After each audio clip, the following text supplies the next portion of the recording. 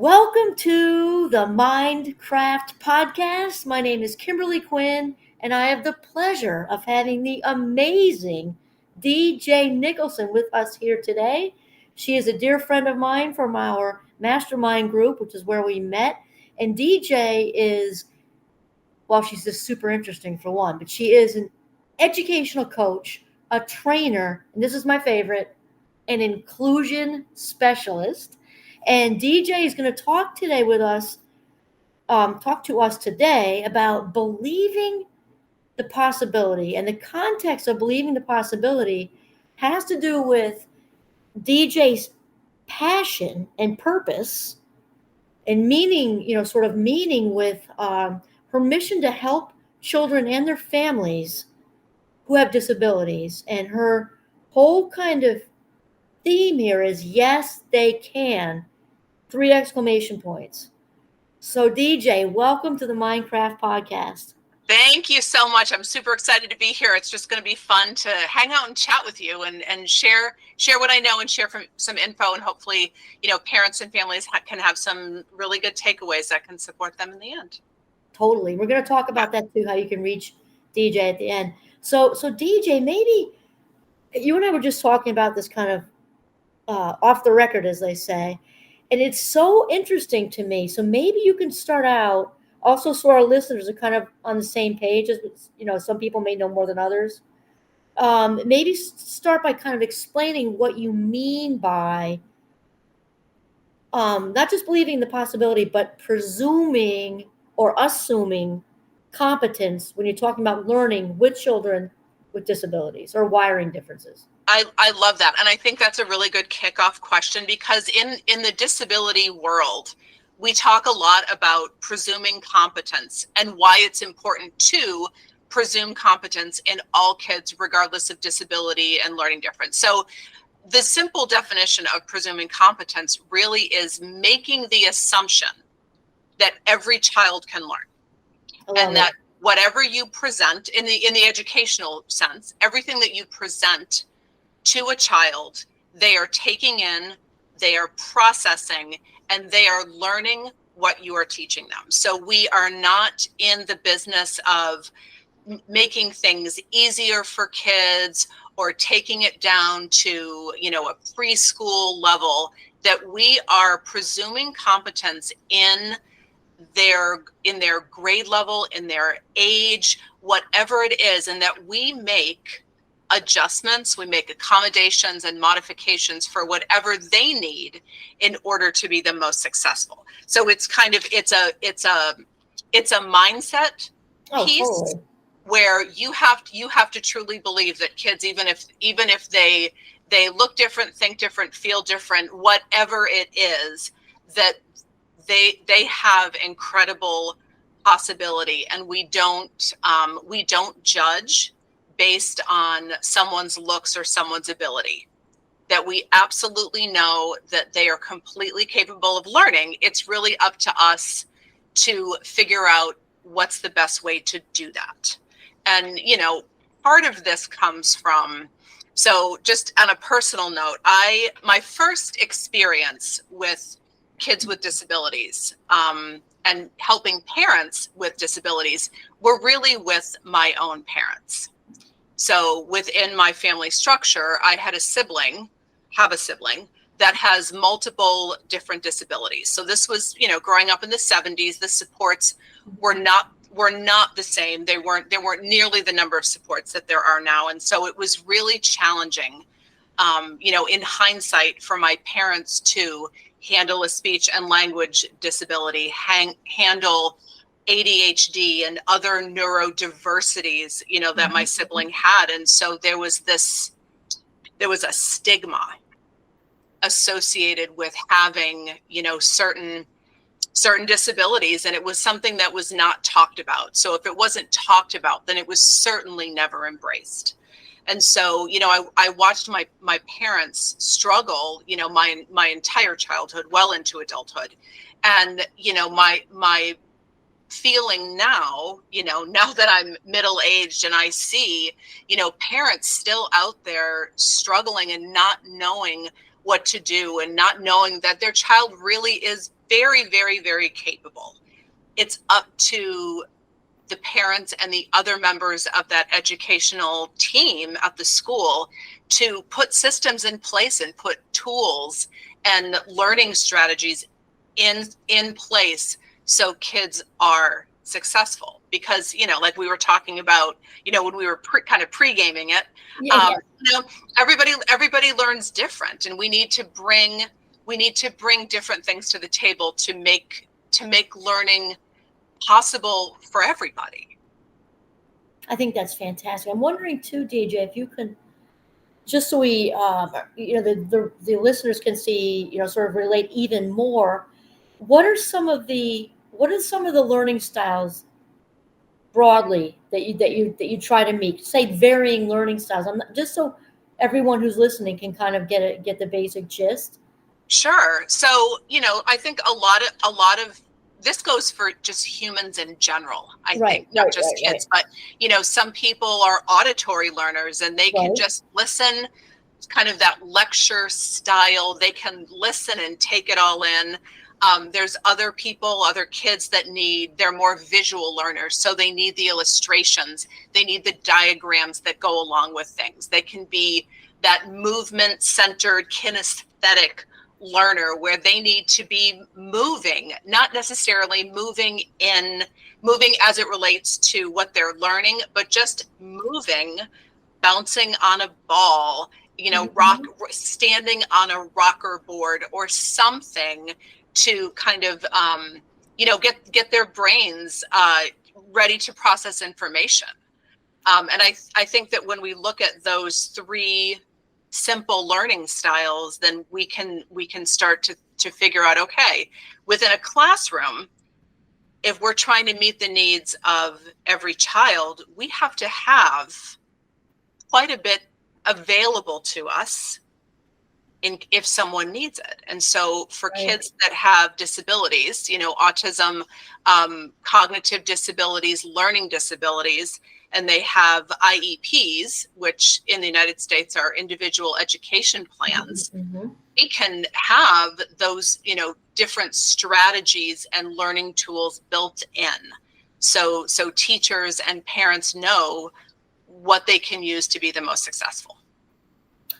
I love that, DJ. And I'm thinking too how much, like you're talking about the 70s. I'm a fabulous 59, so I know all too well.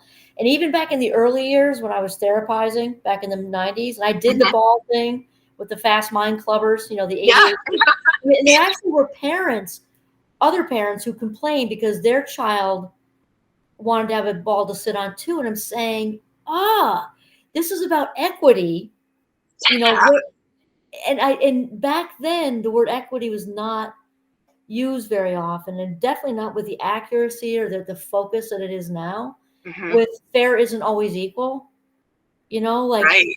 And I what might you say with that as far as that relates to how you work with families, like as far as what's good for their child, and do you know what I mean?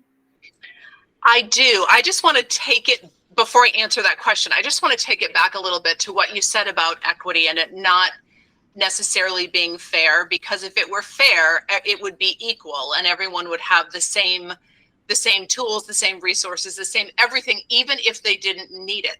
But in a truly inclusive classroom environment, culture,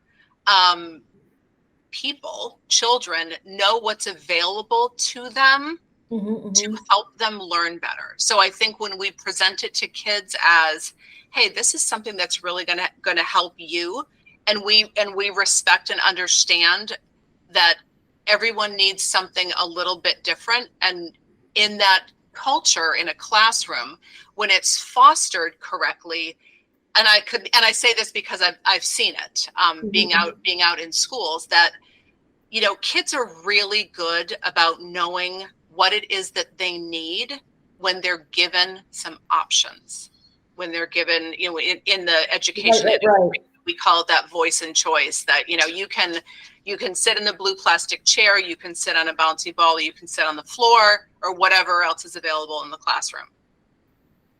But so taking it back to your question about parents and how do we do this for kids, it's a matter of kind of digging deep with parents and having some deeper conversations about, what do you see at home? What do you do at home to help your child settle or help them to focus? Is there something that, are they sitting on a different type of material? Are there sensory concerns? Do they need to fidget with something, which is so funny because you're fidgeting with a paper clip. No, well, we don't outgrow some of these things. So We don't, but it's a matter of having those conversations and figuring out like what can we put in place for the most focus and the most grounded and centered child, so they feel regulated in school, so they feel ready to learn. And when they're ready to learn, we can hopefully be assured that they're going to take in what they're what teachers are teaching and be able to process that information. I have a great story.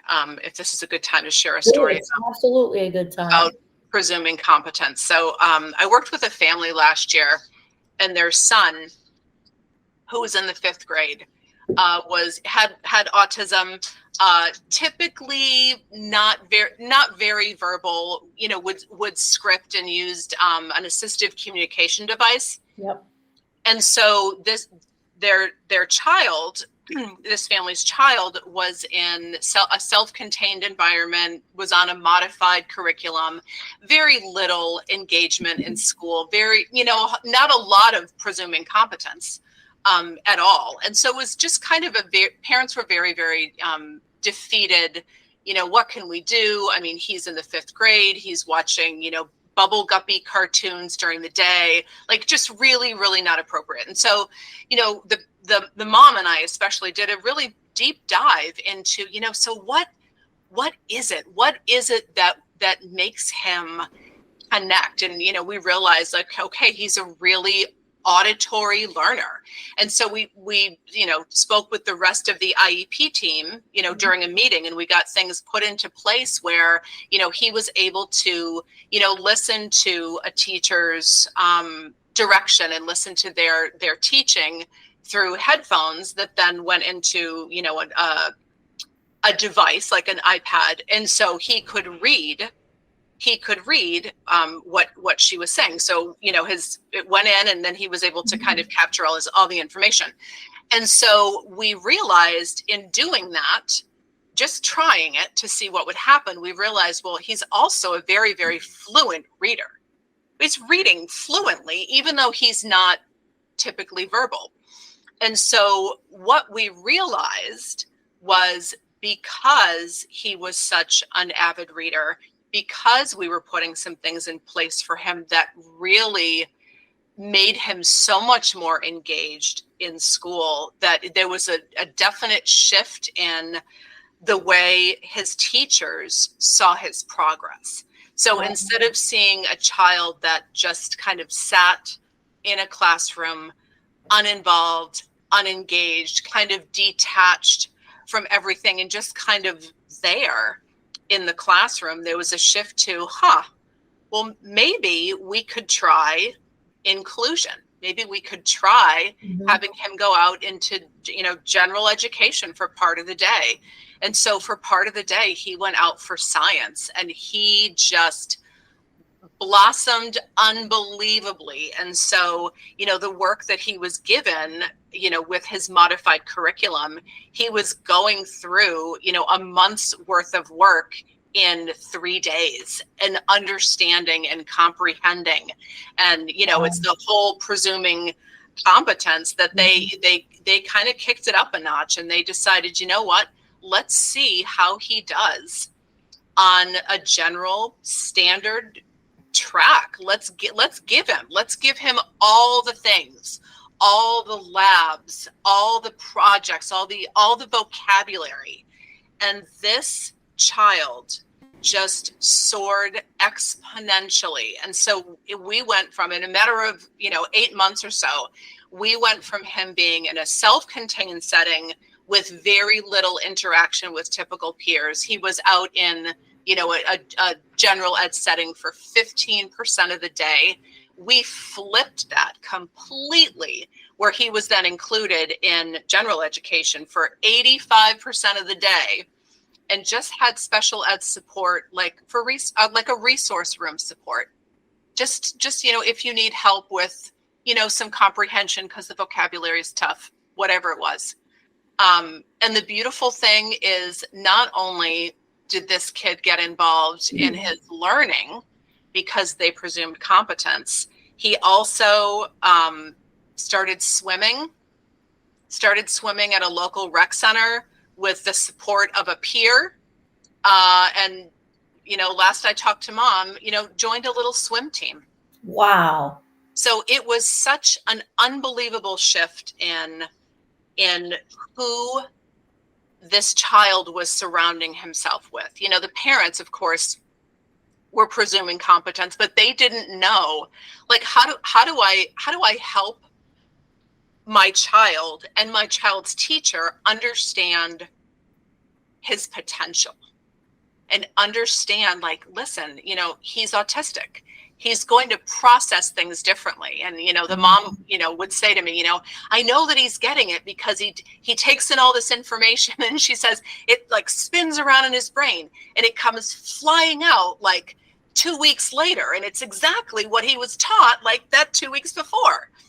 And so it's a matter of truly believing that it's possible, because we don't know, especially with kids that are neurodiverse, that have more complex cognitive ability and processing. We don't know.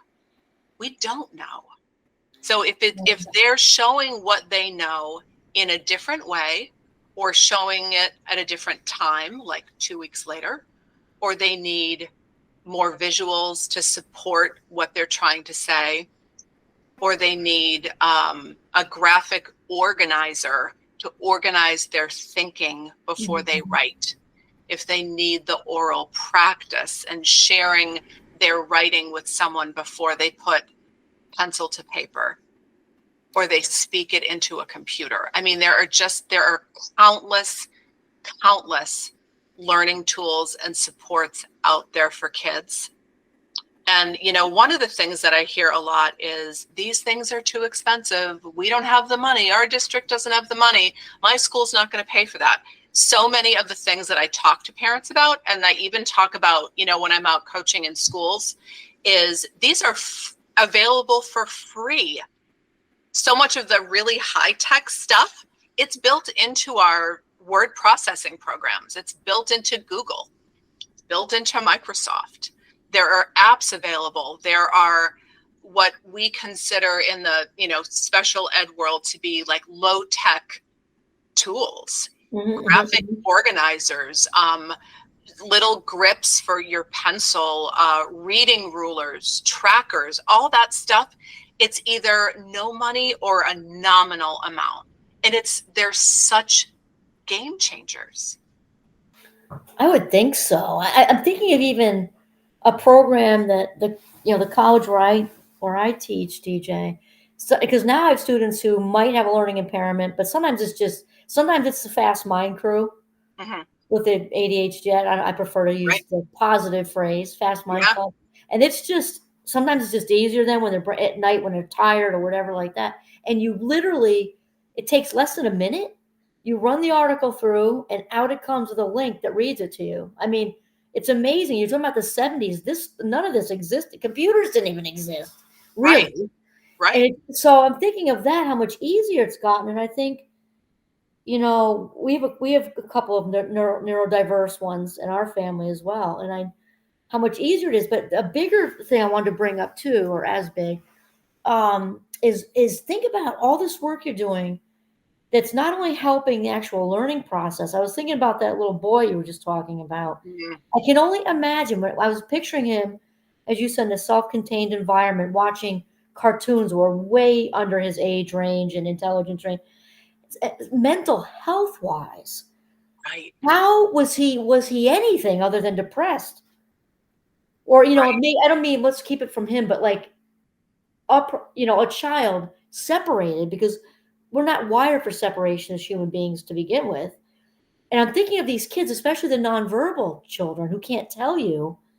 Think about once the different strategies you're doing with parents help Hmm. to liberate them from that, what this does for their self-esteem and Right. happiness and all of it. All of it, all of it, because so many of the things that, that I can suggest to support at school are also things that can support at home. And Right. so, a family that I worked with that was just pulling their hair out because their daughter would not get it together in the morning to get out the door. Like they were constantly like, get dressed, brush your teeth, brush your hair. And, she would come out of the bedroom and wander around. And the mom was like, I don't know what to do with her. She is making me nuts. She's taking like 45 minutes just to get ready, and it should take her 10. And I said, how do you support her in her morning routine? And the mom says, well, I just get so aggravated. I feel like I'm just yelling at her all the time. And I said, how many steps does she have in her morning routine? Right. Right. Right. Right. She goes, I don't know, like 5. I said, okay, let's list off the 5 things. And so she lists off the 5 things. I said, okay, I'm going to create a visual schedule for her. She gets up, she brushes her teeth, she brushes her hair, she puts on her clothes, she puts on her shoes, she gets her backpack. That's the order of things, because so often when kids have something to look at a process of something, it's infinitely easier. And it's not easier just for the child. I mean, from the child's perspective, it's growing independence, it's Right. growing, accountability and, confidence and all of that. But then it frees up the mom to not be yelling, to not start the morning all frustrated, but frees her up to, get breakfast, get herself ready. And, let's be real. I mean, I have a calendar like right there, that has, sometimes I have days where I need a step by step. These are the 5 things that you need to do today. Do this one, because, I certainly, while I've never been diagnosed with ADHD, I have so many characteristics. I sure do. And I'm embracing them. But again, I like, even for myself, I have to put some systems in place. I have to have some tools. And so we have to recognize that in kids too. And I think, I think it goes beyond a label. It goes beyond a disability, a diagnosis, an exceptionality, or whatever you want to call it. I think we have to just give kids what they need to be successful, because we are assuming that they will be. I love that. I love that. And I love the story with this mom DJ too, because I can kind of, picture that. And I think a lot of times well-meaning parents just don't know what to do, which is where you come in. And Right. here's the thing though. I think a lot of times, because parents, we are doing the best we can, and sometimes it takes us a while to figure out our child's executive functioning situation. Mm-hmm. But if she's yelling every day, you have to stop and ask without judgment, how's that working for you? Right. Like, is it making her go faster? Is it making her get on the bus? I'm going to guess no, maybe even slower, because it's frustrating, Right. and work. And the other thing is, I love how you do the steps, because that's definitely, our oldest daughter's on the spectrum. So, definitely breaking it down. And for the Fast Mind Club too, Mm-hmm. one step at a time. Brush your teeth, then it's done. Get your backpack, then it's done. Right. And then she sees success. Mom stops yelling. The whole house feels less frustrated, and Right. the child feels as if she's successful. Right. And I think, there, and, right now we're kind of just talking about, list making and that structure. But I feel Mhm. like, if that's something that's put into place and kind of gets normed when kids are Mhm. young, that's just a tool that that we use even as adults in life. I mean, I do. I think, yeah. And I think if people sat down and really thought about the supports that they use in their life, so they don't forget things, so they can remind themselves about certain things, so they can keep themselves regulated. That's a huge part of it. I mean, we all do things every day to keep us regulated and present and feeling grounded and feeling less anxious. No, 100%. Actually, that's why I love they're starting to teach finally mindfulness in the schools, which is fantastic. That's And also, awesome. oh yeah, our now our oldest, they yeah, when our youngest son was 6, they started. He's now 29. So our little town's been doing that for a long time.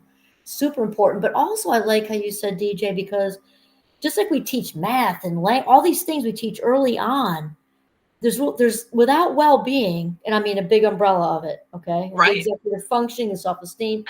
Without well-being, nothing else matters.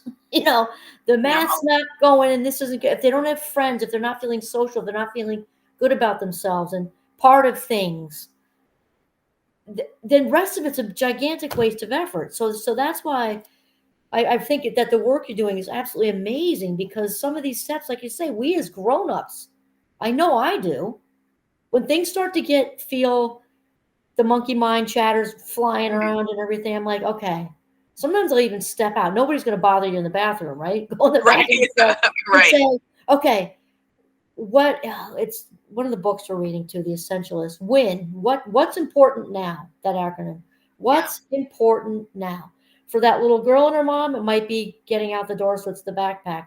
For us, in the middle of a work day, when maybe there's some drama going on that's not okay and making us spin a little bit, the deep breath, separating, taking a step back and saying, what is the one thing I need to do to get out the door? And you're teaching that, or you're helping parents to teach that younger. I think that's fantastic, because by the time they're 40 and 50, their anxiety levels will be so much less than those of us out there now who didn't learn it. Right. Right. And I think, it's important to give kids learning tools when they're young, Yes. so we can have more inclusion. I mean, I'm a firm believer that, every child can be included in learning when we give them the right tools. Right. But inclusion and being part of a community leads to belonging. And, I heard a great quote just this morning. I loved it because it really resonated with me, that the opposite of belonging is fitting in. Oh, yes. Brene Brown is Brene Brown. Yeah, it was Brene Brown. The opposite of belonging is fitting in. And I had to listen to it a couple of times, and I really, thought about that this morning. Like, even as a young adult, the things that I did in order to fit in with people, that I look back and I'm like, why did you even do that? Like, that's not even you at all. Like, that's not at all. But when we honor kids enough to let them, be unique and have the tools that they need and sit where they need to sit to be regulated and settled and all of that, and we embrace those unique parts of kids, I mean, that's true belonging. That's when we're really including everyone, regardless. As they are. As they are. Because I'm going to agree with you, the fitting in. I mean, don't we even slip out of that sometimes? Even though we're in a pretty good place in our 40s and 50s, don't we occasionally slip in a conversation and maybe, I don't know, maybe not exactly say what we really mean, but, just in the slightest of ways? Yeah. Changing our tone a little bit. And I'm thinking that's the fitting in part, changing anything about you to be approved of by somebody or a group of somebody. Right. It's so stupid. So I think the fact that you're teaching the belonging thing on, younger, the belonging thing younger, is fantastic. Because I think a lot of grown-ups struggle with that their whole lives. I do too. At various moments. I'm not saying maybe all the time, but in various contexts, whether it's work or friends groups or whatever can struggle, I think. And, I think too, bringing it back to what you said earlier about, what was it? I lost my thought. I don't know. It just went right out of my brain. That happens to me. That's my everyday. Oh, I know what it was. The idea, the thought of when like parents as well as teachers get completely overwhelmed with at home with homework and bedtime and meals and cleaning and all the things about home. And then in school, it's planning and assessments, and it's people coming in to observe, and all the things that go along with teaching. When we're in that overwhelmed place, it's very hard to take in new information and to go out and look for new information. So I think that's where, I feel like I have a really big role and responsibility that if I can kind of be that person that says, look, we're going to work on reducing the overwhelm. We're going to reduce the overwhelm, because just in a situation like, I'm down here in Florida, there are dozens of kids that have, a high needs associate or a person that's attached to them to help them in school. Wouldn't it be easier to teach kids how to do some of these things on their own, to give them a schedule of the school day so they don't get dysregulated, or that we give them a little visual support. So we give them a timer of how long they have left to work. So they're not asking an adult, am I done yet? How much more time do we have?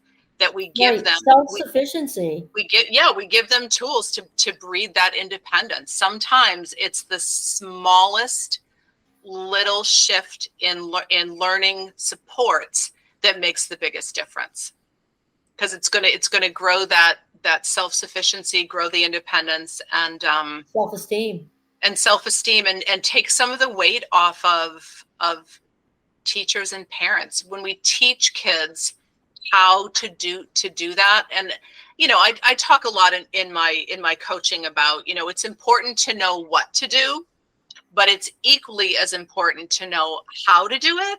Right. And so you can teach a child how to do it, but also know why. Like, why are we putting some of these things in place to increase independence and ultimately increase learning? I love this whole approach of teach them to fish. No matter, rather than fishing for them, right? Right. That old cliche, because even no matter how, the spectrum of severity, you're talking about the young man nonverbal, and the fact, how do we even know what's going on in his mind if he can't, you know what I mean? Right. And to really, to help a child be as independent as he or she can be, I think is the biggest gift, because everything that goes with it. Absolutely. And, and I talk to parents, and I think one of the hardest questions that I ask, especially if it's a young family and their child is young, I'll say, what do you want for your child when they're 25? Oh, I like that. Like, I don't even know. They're like, I'm 25. I said, okay, but I want you to think what we're doing now, even though they're in second grade, what we're doing now is going to help set the stage. We're going to set the stage for what you want for your child. And then by the time, they're in middle school or high school, those kids can take ownership and they can say, this is what I want for myself, or this is what I know is possible for myself because I've had the right supports along the way and people have believed in my possibility. Do you want your child to be independent and an entrepreneur or holding down a traditional job or whatever it is? What do you want for them? Because I do feel like, by the time kids are in high school, that's late to be having, those kind of conversations. And if we can get them, let's get them when they're little. I think it's start those conversations. Oh, I think it's fantastic. Just the autonomy. I love the question, DJ, about with, what do you want for them? Let's say by 25. So you give them a visual, for 25. We Yeah. all. I just, gosh, I love that. So this sounds like a fantastic place to maybe talk about those of you who are listening, and if you've got children or nieces or nephews, or you coach, or you're in a school system, everybody who deals and manages and enjoys, and educates and all those things, a child who's neurodiverse, has some sort of, cognitive slash physical differences, that if you want to reach out to DJ does coaching Hmm. with parents, families, educators. I don't know, So I, everybody. I coach I coach parents and families. It's more of a guided, supportive stance rather than an advocacy stance where I'm Mhm. going to go in and fight Right. with the school team. I that is not my approach at all. My philosophy in my coaching and my guidance is that we lead with kindness and we lead with collaboration for the best needs of children. So I really am a parent guide in knowing what's absolutely possible for their child in school when they're given the right supports. Um, Excellent. And your um, information will be right in the blur below the YouTube video. Absolutely, absolutely, yep. And I'm also starting next week. I'll be offering through. I'm going to do it through Facebook and Zoom. Half-hour question and answer sessions once a week, 4 o'clock Eastern time every Tuesday. So if parents and educators have questions or need to problem solve something, that I'm available to kind of get the ball rolling. Oh, excellent. So we'll put those two links in there as well. Absolutely, yes, yep. Okay, well, fabulous. Good. It sounds like just this has been a fantastic conversation, DJ, and I can't thank you enough for talking about believing the possibility. Yes, they can, They can. and yes, they can. They And can. they can do it. And I'd like to thank you for using your life minutes in this way to be with us today, and to share your wisdom and your knowledge base that you have with this, and really opening a door that a lot of parents may not know was there. So I think that's huge. So thank you for being here with us today. You're very welcome. It was a pleasure. Thank you.